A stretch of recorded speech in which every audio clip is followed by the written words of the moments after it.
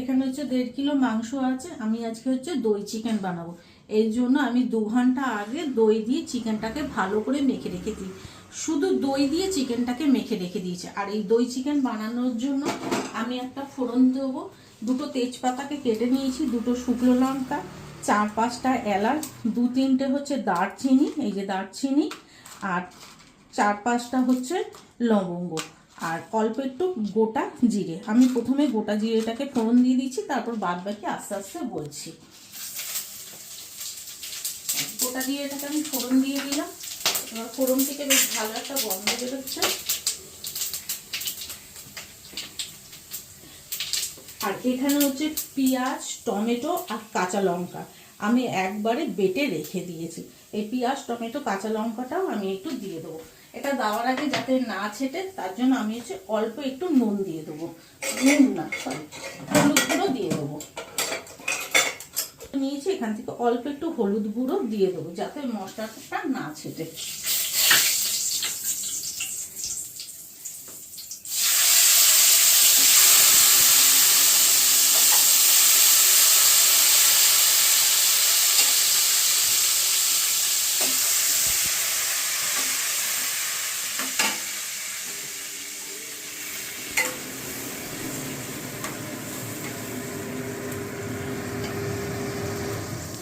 এই যে এটা আমি দিয়ে দিয়েছি, যেহেতু এটা ফ্রিজে ছিল একটু শক্ত, একটু করে দিলাম, ঘেটে গেল। এবার একটুখানি এটাকে কষিয়ে আমি এখানে 2 চামচ গোটা জিরে নিয়েছি, 2 চামচ ধনে নিয়েছি, আর 3 চামচের মতো নুন নিয়েছি, আর 2 চামচ হলুদ।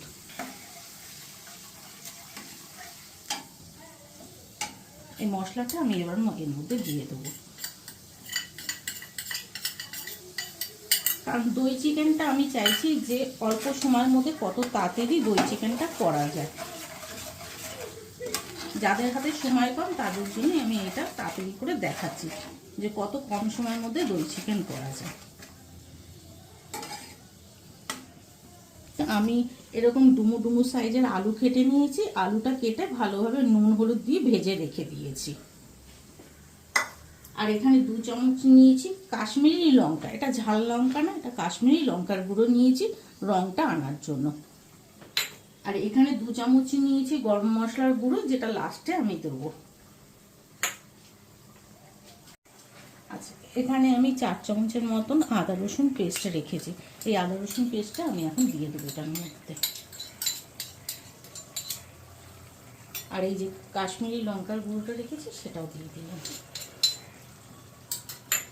এবার দিয়ে এটাকে একটু ভালোভাবে মিশিয়ে দেবো।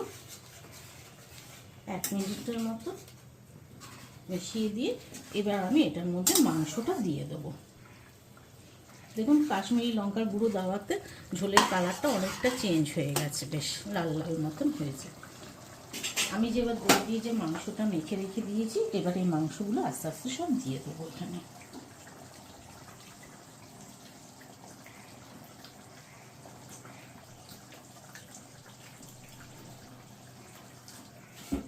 এটা ধরেই উল্টে দিলাম।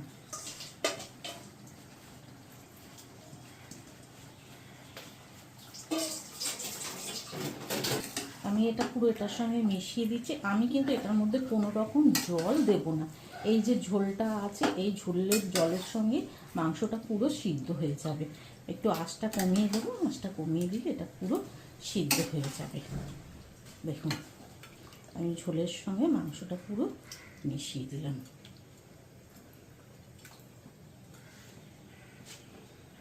এবার আলুটা যেটা ভেজে রেখে দিয়েছি, এই আলুগুলো আমি দিয়ে দেবো।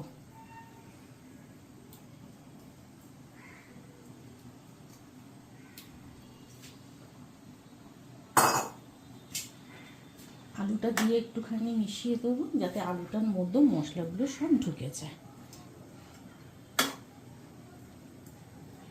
এই যে পুরো দেখুন সব মশলার সঙ্গে মাংস সব মিশে গেছে।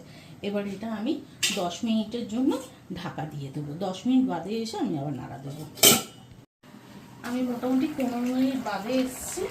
15 মিনিট বাদে এবার মাংসটা দেখুন অনেকটাই জল ছেড়েছে মাংস থেকে আর দই থেকে। এবার আমি একটু নাড়া দিয়ে দেখিয়ে দিচ্ছি। মাংসটা মোটামুটি অর্ধেক সিদ্ধই হয়ে গেছে, কিন্তু এখনও বেশ জল আছে, জলটা আরেকটু শোকাবে।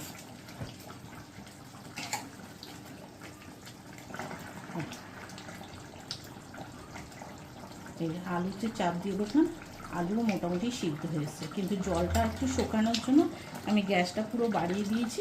বাড়িয়ে দিয়ে মাংসের জলটা এবার একটু শুকিয়ে নেব, শুকালে আমার মোটামুটি মাংস হয়ে যাবে। এই দেখুন অনেকটাই জল শুকিয়েও গেছে, মাংস পুরোপুরি সিদ্ধ হয়ে গেছে, মাংস আলু সব পুরোপুরি সিদ্ধ হয়ে গেছে। আর দেখুন কালারটা কত সুন্দর এসছে। আমি এবার এখানে যে গরম মশলার গুঁড়োটা রেখেছি, এই গরম মশলার গুঁড়োটা এবার পুরো এখানে ছড়িয়ে দেবো। আর একটু রেখেছি ভাজা কসুরি মেথি, এটাকেও একটুখানি ম্যাশ করে এটা একটু দিয়ে দেবো। আর এখানে আছে আমার 2 চামচের মতন চিনি, সেটাও দিয়ে দেবো। আর তার সঙ্গে দেবো আমি হচ্ছে 1 চামচ ঘি। ঘিটা দিলে এটা সেন্টটা মাংসের পুরোপুরি চেঞ্জ হয়ে যায়। এই একদম পুরো ভর্তি ভর্তি মাপে 1 চামচ আমি এখানে ঘি দেবো। ব্যাস আমার মাংস সম্পূর্ণভাবে রেডি। এবার নাড়িয়ে আপনাদেরকে আমি দেখাচ্ছি, দেখুন দেখতে কেমন হয়েছে। সবগুলো মিশিয়ে দিলাম। আর আমি এখানে একটুখানি ঝোল ঝোল মতন রেখেছি, আপনারা চাইলে শুকনোও করতে পারেন। দেখুন আমার পুরো ইয়ে হয়ে গেছে, কত সুন্দর কালার এসছে, ঝোল এসছে দেখুন মাংসটা। তাহলে আমার দই চিকেন পুরোপুরি রেডি।